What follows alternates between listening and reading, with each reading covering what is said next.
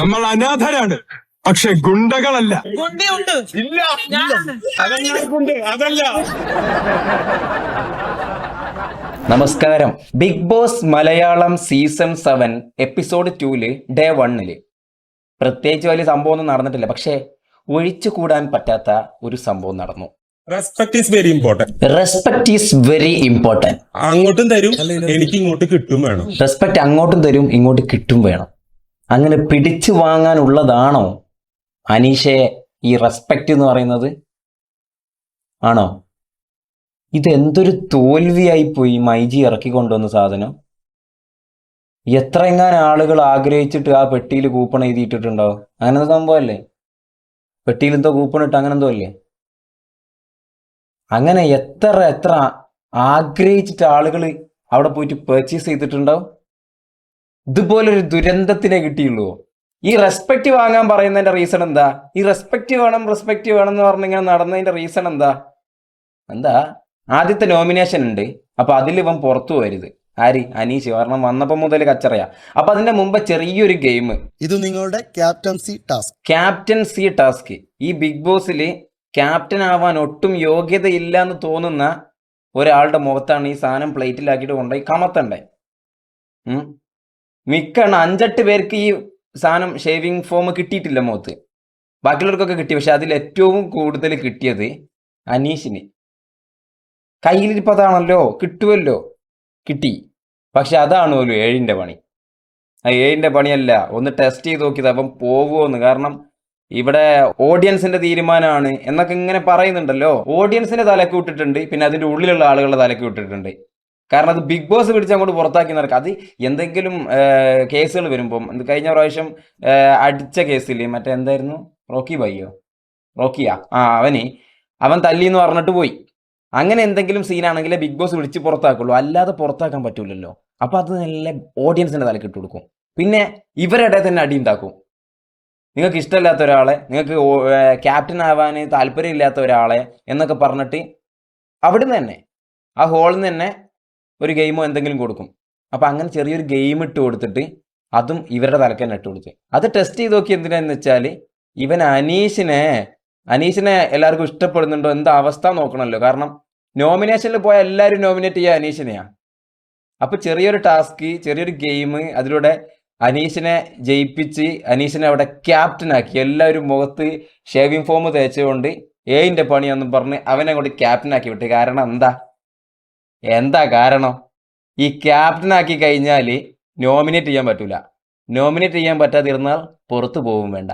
പുറത്ത് ആക്കിയാൽ സീനാണ്. ബിക്കോസ് അനീഷിനെ മൈജി പറഞ്ഞു വിട്ടതാ. അനീഷിനെ മൈജി പറഞ്ഞു വിട്ടതായതുകൊണ്ട് മൈജിയല്ലേ ഇതിന്റെ മെയിൻ സ്പോൺസർ അല്ലേ? അപ്പോൾ ഒരു 10-50 ദിവസമെങ്കിലും മിനിമം അതിൽ കിടക്കണ്ടേ? വേണം. മൈജീൻ്റെ അടുത്ത് നിന്ന് പോകുന്നതായതുകൊണ്ട്, മൈജീൻ്റെ സ്പോൺസറും ആയതുകൊണ്ട് എങ്ങനെങ്കിലും അവനവിടെ പിടിച്ചു നിർത്തും. Sure. Respect is very important. ഈ റെസ്പെക്ട് ചോദിച്ചു വാങ്ങുന്നവന്മാരുണ്ടല്ലോ, അവർക്ക് ഞാനാണെങ്കിൽ പിന്നെ ഒരു റെസ്പെക്റ്റും കൊടുക്കുകയില്ല. ഇതൊരു അപരാധമായി പോയല്ലോ ഇതിൽ കയറ്റി വിട്ടത്. മൈജി ഇതെന്തൊരു അപരാധത്തിനാ കയറ്റിവിട്ട്. എത്ര ആളുകൾ ഇവിടെ കയറുന്നത് കഷ്ടപ്പെടുന്നുണ്ട് അറിയോ? ഇങ്ങനെ ഒരു ഇന്ത്യയിലെ തന്നെ ഏറ്റവും വലിയ ഒരു റിയാലിറ്റി ഷോ സംഭവം. ക്യാപ്റ്റനായി കളി മാറി എന്നൊക്കെ പറയുന്നത്, പക്ഷെ കുറച്ച് ഓവറായിട്ട് ഫീൽ ചെയ്യുന്നുണ്ട്. ഇറ്റ്സ് നോട്ട് മൈ ഒപ്പീനിയൻ, ഇത് ഓഡിയൻസിന്റെ എല്ലാവരുടെയും ഒപ്പീനിയനാണ്. ദെൻ കളി മാറി നോമിനേറ്റ് ചെയ്യാനുള്ള ടൈമായി. ക്യാപ്റ്റൻ ഒഴിച്ച് എല്ലാവരെയും നോമിനേറ്റ് ചെയ്യാം. ക്യാപ്റ്റൻ അവിടെ സേഫായി. കാരണം ഇവനാണ് ഈ കൂത്തിത്തിരിപ്പ് ഉണ്ടാക്കുന്നത്. കൂത്തിത്തിരിപ്പ് ഉണ്ടാക്കിയാൽ എന്താ ഉള്ളൂ, ഈ സാധനത്തിന് ഓഡിയൻസ് കാത്തിരിക്കുള്ളൂ. എന്തെങ്കിലും പ്രശ്നമുണ്ട്, ഇനിയിപ്പം 4-5 ദിവസം കഴിയുമ്പോൾ ക്യാപ്റ്റൻ ആയിട്ടുള്ള ഈ അനീഷിനെ എന്തെങ്കിലും പറഞ്ഞ് തട്ടിയിട്ട്, ക്യാപ്റ്റൻ സ്ഥാനത്ത് നിന്ന് തട്ടിയിട്ട് ഇവനെ നോമിനേറ്റ് ചെയ്തു, ഇവനെ പുറത്താക്കി എന്നൊക്കെ പറഞ്ഞിട്ടുള്ള പല സാധനങ്ങളും പ്രൊമോകളൊക്കെ വരും. പക്ഷെ അനീഷ് പോവൂല. അനീഷ് കുറച്ച് ടൈം എടുക്കും പോകാൻ വേണ്ടിയിട്ട്. ബിക്കോസ് മൈജി പറഞ്ഞു വിട്ടതാണ്. അങ്ങനെ ഓരോരുത്തരായിട്ട് നോമിനേറ്റ് ചെയ്യാൻ തുടങ്ങി. നമ്മുടെ അനീഷ് ഒഴിച്ച് അനീഷിനെ ആർക്കും നോമിനേറ്റ് ചെയ്യാൻ പറ്റൂല. അതിൻ്റെ ഇടക്ക് രേണുസുധീന്റെ തലവേദന, പിന്നെ ഷാനവാസിന്റെ തലവേദന. രേണുസുധീന്റെ തലവേദന സത്യമോ നുണയോ? പിന്നെ ഷാനവാസിന്റെ തലവേദന സത്യമോ നുണയോ? എന്തായാലും അവിടെ ഷാനവാസിന്റെ പേര് പറഞ്ഞില്ല. ക്യാപ്റ്റൻ അവിടെ പോയിട്ട് ഇറ്റ്സ് എമർജൻസി എന്നൊക്കെ പറഞ്ഞിട്ട് എന്തായിരുന്നു ബിഗ് ബോസിനോട് പറയുന്നു. അപ്പം ബിഗ് ബോസിനോട് പറയണ സമയത്ത് ഷാനവാസിന്റെ പേര് പറഞ്ഞില്ല, ഷാനവാസും തലവേദന എന്ന് പറഞ്ഞ് നടക്കുന്നുണ്ടായിരുന്നു എന്ന് പറഞ്ഞിട്ട് അവിടെ അടിയായി. ഫസ്റ്റ് ദിവസം അടി തുടങ്ങണമല്ലോ, വേണ്ടേ? അതാണല്ലോ അതിൻ്റെ ഒരു ഇത്. ഇവരെ പുറത്തുനിന്ന് കയറ്റി വിടുമ്പോൾ തന്നെ അവര് ബാക്കിയുള്ള ആളുകളൊക്കെ ഇത് കാണുന്ന സ്ഥിരമായിട്ട് കാണുന്ന ആളുകളൊക്കെ ചിലപ്പം വിളിച്ചു പറയും, പോവാണെങ്കിൽ അവിടെ കയറി അന്ന് തന്നെ അടി ഉണ്ടാക്കണം കേട്ടോ, എന്നാലേ അവിടെ പിടിച്ചു നിൽക്കാൻ പറ്റുള്ളൂ, അങ്ങനെ ഇങ്ങനെയെന്നൊക്കെ പറഞ്ഞ് ഇങ്ങനെ പോവും. പക്ഷേ ഇവിടെ ഏഴിൻ്റെ പണിയാ. വെറുതെ അങ്ങോട്ട് അടി ഉണ്ടാക്കുക, പക്ഷെ കൈവെക്കരുത് ശരീരത്തിൽ കൈവച്ചാൽ പണി പാളും എന്നൊക്കെ പറഞ്ഞിട്ട് ഇങ്ങനെ കയറ്റി വിടുന്നതാ. ഏഴിൻ്റെ പണി ആയതുകൊണ്ട് എങ്ങനെയാ വരുവാന്ന് പറയാൻ പറ്റൂല. ഇനിയിപ്പോൾ എല്ലാ സംഭവം എപ്പിസോഡ് 2 ആ ഗെയിം ഷേവിങ് ഫോം മുഖത്ത് വെക്കുന്ന ആ ഒരു ഗെയിം, ആ ഗെയിമിൽ ഇപ്പം തോറ്റിട്ടുള്ള ആളെ ക്യാപ്റ്റൻ ആക്കിയില്ലേ, അതുപോലെ എന്തെങ്കിലും ഓപ്പോസിറ്റ് സാധനങ്ങളൊക്കെ ആയിരിക്കും ഇനി കയറി വരിക, എന്നിട്ട് പറയാതെ ഏഴിൻ്റെ പണിയാണ്. ബിഗ് ബോസ് ഹായ് റെനുവിന് ഭയങ്കരമായിട്ടുള്ള തലവേദനയാണ്. റെനുവിന് മെഡിക്കൽ എമർജൻസിയാണ്, തല പൊട്ടിപ്പൊളിയുന്നു എന്നാണ് പറയുന്നത്. ഇപ്പം ഭയങ്കര ഓവറല്ലേ, ശരിക്കും ഭയങ്കര ഓവറായിട്ട് ഫീൽ ചെയ്യുന്നുണ്ട്. രേണുസുതി പയറാണ് പോലും.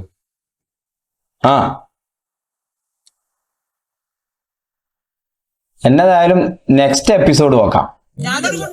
നമ്മൾ അനാഥരാണ്, പക്ഷെ ഗുണ്ടകളല്ല. അതല്ല,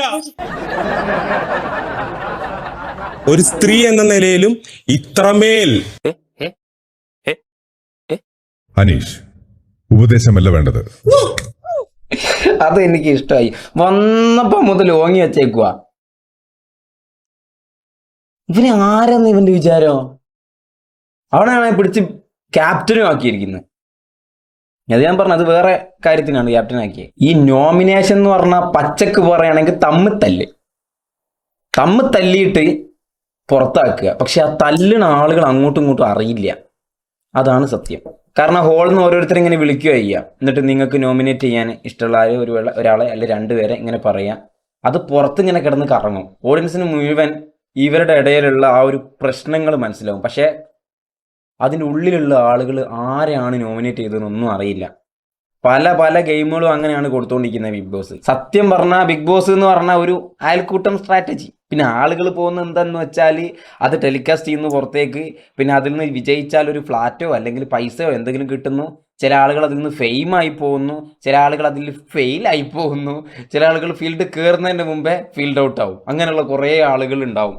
100 ദിവസം ഇതിൻ്റെ ഉള്ളിൽ എന്താണ് നടക്കണമെന്ന് അറിയില്ല. പുറം ലോകമായിട്ട് ഒരു ബന്ധവുമില്ല, വീട്ടുകാരായിട്ട് ഒരു ബന്ധവുമില്ല, ഒന്നുമില്ലാതെ ഇതിൻ്റെ ഉള്ളിൽ ഒരു എന്റർടൈൻമെന്റ് എന്ന് പറയുന്നത് തമ്മിൽ തല്ലുക. അതാണ്. നമ്മൾ ആദ്യമായിട്ട് ഒരാളെ കണ്ടുമുട്ടുന്ന സമയത്ത് അയാൾ മാസ്ക് ചെയ്തിട്ടുള്ള ഫേസിലൂടെ ആയിരിക്കും നമ്മൾ കാണുക. ഓക്കെ, ആദ്യമായിട്ട് കാണുമ്പോൾ അന്ന് മുതൽ കണ്ടിന്യൂ ആയിട്ട് ഒരു 3-4 ദിവസം കഴിയുമ്പോഴേക്ക്, മിനിമം 3-4 ദിവസം കഴിയുമ്പോഴേക്ക് തനി നിറം പുറത്താവും. പബ്ലിക്കിലാണെങ്കിൽ, നമ്മൾ പുറത്തുനിന്നാണെങ്കിൽ, ഈ ബിഗ് ബോസിൻ്റെ ഉള്ളിലല്ല, പുറത്തുനിന്നുള്ള ഒരാൾ, ഞാൻ എക്സാമ്പിൾ പറയും, ഞാനിപ്പോൾ ഒരാളെ കണ്ടുമുട്ടി അയാളുമായിട്ട് ഒരു 4-5 ദിവസത്തെ പരിചയം ആകുമ്പോഴേക്ക് എനിക്ക് അയാളെ തനി നിറം മനസ്സിലാവും. നമുക്ക് പോകാനൊരു ഓപ്ഷൻ ഉണ്ട്, മാറി നിൽക്കാൻ ഒരു ഓപ്ഷൻ ഉണ്ട്, പുറത്തേക്ക് പോവാം, അദ്ദേഹത്തിനെ നമുക്ക് മെല്ലെ ഒഴിവാക്കിയിട്ട് നമുക്ക് വേറെ വഴിക്ക് പോവാം. പക്ഷെ ഇതിൻ്റെ ഉള്ളിൽ ഒരു രക്ഷയില്ല, ഇതിൻ്റെ ഉള്ളിൽ കിടക്കണം, എപ്പോഴാണ് പുറത്തു പോകാന്ന് പറയാൻ പറ്റില്ല. ഇത് പുറത്തേക്ക് പോകുന്നതാണ്, ലൈവ് നടന്നുകൊണ്ടിരിക്കുകയാണ്, കേരളം മുഴുവൻ അല്ലെങ്കിൽ ലോകം മുഴുവൻ കണ്ടുകൊണ്ട് നിൽക്കുന്നുണ്ട് എന്നൊക്കെ അറിയുന്നത് കൊണ്ട് ഇവർ മാക്സിമം പിടിച്ചു നിൽക്കാൻ നോക്കും. മാക്സിമം പിടിച്ചു നിന്നാൽ തന്നെ ഒരു 20 ദിവസം കൊണ്ട് തനി നിറം കൊണ്ട് പുറത്താവും. മാസ്ക് ഇല്ലാത്ത, നേരത്തെ മാസ്ക് ഉള്ളതായിരുന്നു, ഒറ്റ ദിവസം കൊണ്ട്. ഇതൊരു മാക്സിമം പോയി ഒരു മിനിമം 4-5 ദിവസം കൊണ്ട് അത് പബ്ലിക്കിലാണെന്നുണ്ടെങ്കിൽ നമുക്ക് മനസ്സിലാവും. പക്ഷേ ഇതിൻ്റെ ഉള്ളിലാവുമ്പം മാക്സിമം നമ്മൾ പിടിച്ചു നിൽക്കാൻ നോക്കും, കാരണം പുറം ലോകം കാണുന്ന. അപ്പം പിന്നെ ഒരു 10-20 ദിവസം കഴിയുമ്പോഴേക്ക് പിന്നെ ഏത് ക്യാമറണ്ടൊക്കെ പോകാൻ പറയും, പുറത്തേക്ക് പോട്ടെ, എനിക്ക് ഓനെ 4 പറഞ്ഞിട്ടില്ല, എനിക്കിന്ന് ഉറക്കി വരൂല. പിന്നെ എന്തായിരിക്കും, വേറെ എന്റർടൈൻമെന്റ് ഒന്നുമില്ല. അവൻ എന്നോട് അത് പറഞ്ഞ്, അവൻ എന്നെ നോമിനേറ്റ് ചെയ്ത്, അവൻ എന്തുകൊണ്ട് എന്നെ ഇഷ്ടപ്പെടാഞ്ഞ്, അല്ലെ അവക്ക് എന്തുകൊണ്ട് ഇഷ്ടപ്പെടാഞ്ഞ്, എല്ലാവരെയും കൂടെ നിർത്തിയിട്ട് ഇങ്ങനെ ചിലപ്പം ഹോളിൽ നിന്ന് തന്നെ എല്ലാവരെയും മുമ്പിൽ വെച്ചിട്ട് ഗെയിം എന്ന ഒരു പേരിട്ട് കൊടുക്കും. ഗെയിം എന്ന രൂപത്തിൽ ആരെയാണ് നിങ്ങൾക്ക് ഇഷ്ടമില്ലാത്തത്, ആരെയാണ് ഇന്നിപ്പോ ഈ പ്രാവശ്യം ഈ ക്യാപ്റ്റൻ ആവാൻ ഒരു യോഗ്യത ഇല്ലാത്ത ആള് ആരാണ് എന്നൊക്കെ പറയുമ്പം അവിടെ ഒരു പ്രശ്നം ഉണ്ടാവുകയാണ്. ഇതാണ് മെയിൻ സംഭവം. ഇതിൽ 100 ദിവസം പിടിച്ചു നിന്ന് പോകണം. ആ 100 ദിവസം പിടിച്ചു നിൽക്കുക എന്ന് പറയുന്നത് ഭയങ്കര ടാസ്കാ. എന്നെ കൊണ്ടൊന്നും പറ്റൂല. എനിക്ക് 20 ദിവസം വേണ്ട, 4-5 ദിവസം വേണ്ട, എനിക്ക് ഒരൊറ്റ മണിക്കൂർ മതി എൻ്റെ തനി സ്വഭാവം എനിക്ക് പുറത്ത് വിടാന്. ഒറ്റ മണിക്കൂർ കൊണ്ട് ഞാൻ എൻ്റെ തനി സ്വഭാവം പുറത്തെടുത്ത് ആരെ ഏത് വലിയ കൊമ്പനെ കണ്ടു കഴിഞ്ഞാലും ആരുമായിട്ട് എന്ത് കണക്ഷനായി കഴിഞ്ഞാലും ഇതുപോലത്തെ ഒരു സംഭവമൊക്കെ ആണെന്നുണ്ടെങ്കിൽ 1 മണിക്കൂർ കൊണ്ട് എൻ്റെ തനി സ്വഭാവം പുറത്തു വരും. നിങ്ങൾ കണ്ടിട്ടില്ല, നിങ്ങൾ റിയൽ ലൈഫല്ല കണ്ടത്, റിയൽ ലൈഫ് കണ്ടത്. എൻ്റെ എന്ന് മാത്രമല്ല, ഇവിടെ കാണുന്ന മിക്ക യൂട്യൂബേഴ്സിൻ്റെയും മിക്ക ഇൻഫ്ലുവൻസേഴ്സിൻ്റെയും ഇൻഫ്ലുവാണസേഴ്സിൻ്റെയും പിന്നെ ആക്ടേഴ്സിൻ്റെയും ഇങ്ങനെയുള്ള ആരുടെ ആണെങ്കിലും റിയൽ ലൈഫ് ആയിരിക്കും എല്ലാവരും കണ്ടത്. ഇതിൻ്റെ ഉള്ളിൽ പോയി കഴിഞ്ഞാൽ റിയൽ ലൈഫ് വരും. അതോടുകൂടി എന്താവും, ഫീൽഡിൽ കുറച്ചു കാലം ഉണ്ടെങ്കിൽ തന്നെ ഫീൽഡ് ഔട്ട് ആവും. കാരണം തനി സ്വഭാവം പുറത്തു വരും. മറ്റവൻ വന്ന് പറയുന്നുണ്ടല്ലോ, മറ്റേ ഷാനവാസോ എന്തായിരുന്നു അവൻ്റെ പേര്, കേരളത്തിലുള്ള ആളുകൾ കാണുന്നതാണ്, അപ്പൊ അതിനനുസരിച്ചുള്ള മാന്യ മര്യാദയ്ക്കുള്ള ഡ്രസ്സ് ഇടണം എന്നൊക്കെ വന്നിട്ട് നോമിനേറ്റ് ചെയ്യുന്നുണ്ട്. പിന്നെ വന്ന് അവളോട് തന്നെ ഡയറക്റ്റ് പറയുന്നുണ്ട്, നിന്റെ നല്ലതിന് വേണ്ടിയിട്ടാണ് പറയുന്നത്, ഇങ്ങനെയുള്ള ഡ്രസ്സ് ധരിക്കാൻ പാടില്ല എന്ന്. അത് അങ്ങനെ ഒരു വേണം. ഒന്ന് ആലോചിച്ച് നോക്കിയേ. ഇതിന്റെ ഉള്ളിൽ നിന്ന് എന്താ പറയാന്നൊന്നും അറിയില്ല. ഇതിന്റെ ഉള്ളിലേക്ക് കയറുന്നതിന് മുമ്പ് ഞാൻ കയറി കഴിഞ്ഞാൽ ഭയങ്കര ഡീസന്റ് ആയിരിക്കും, ഞാൻ അങ്ങനെയായിരിക്കും, ഞാൻ ഇങ്ങനെ ആയിരിക്കും എന്നൊക്കെ പറഞ്ഞിട്ടായിരിക്കും കയറുക. പക്ഷെ ഒന്നും കിട്ടുന്നില്ല, ഒരു എന്റർടൈൻമെന്റ് ഇല്ല, മൊബൈൽ ഫോണില്ല, ഒന്നുമില്ല. ഇവനൊരു ടി വിയിൽ പോലും ഒരു പ്രോഗ്രാം പോലും കാണാനുള്ള ഒരു ഓപ്ഷൻ ഇല്ല. എന്റർടൈൻമെന്റ് എന്ന് പറഞ്ഞ പരിപാടി ഒന്നുമില്ല. ആകെയുള്ള എന്റർടൈൻമെന്റ് അങ്ങോട്ടും ഇങ്ങോട്ടും കുറ്റം പറയാ, കുറ്റം കണ്ടുപിടിക്കുക, എന്നിട്ട് ഇവരെ വിചാരിക്കും കുറ്റം കണ്ടുപിടിച്ച് അവരെ കരിവാരി തേക്കുന്നതാണ് ഇവിടുത്തെ ഗെയിം എന്ന് അവനങ്ങോട്ട് പുറത്താവും. എന്തെങ്കിലും പ്രശ്നം ഉണ്ടാക്കാൻ നോക്കുക. ഇത് പ്രശ്നം ഉണ്ടാക്കണമെന്നൊക്കെ കുറെ ആളുകൾ പറഞ്ഞു കൊടുക്കും. പ്രശ്നം ഉണ്ടാക്കിയാലേ നിലനിൽക്കാൻ പറ്റുള്ളൂ അവിടെ കുറച്ചു കാലം, അങ്ങനെയൊക്കെ പറഞ്ഞു. ചില ആളുകൾ അതിൽ പാളും, ചില ആളുകൾ അനീഷൊക്കെ ജയിച്ച പോലെ അനീഷൊക്കെ ഫസ്റ്റ് തന്നെ കയറി ക്യാപ്റ്റനായി വന്നു. ഇനി എന്താ സംഭവിക്കാന്ന് അറിയില്ല.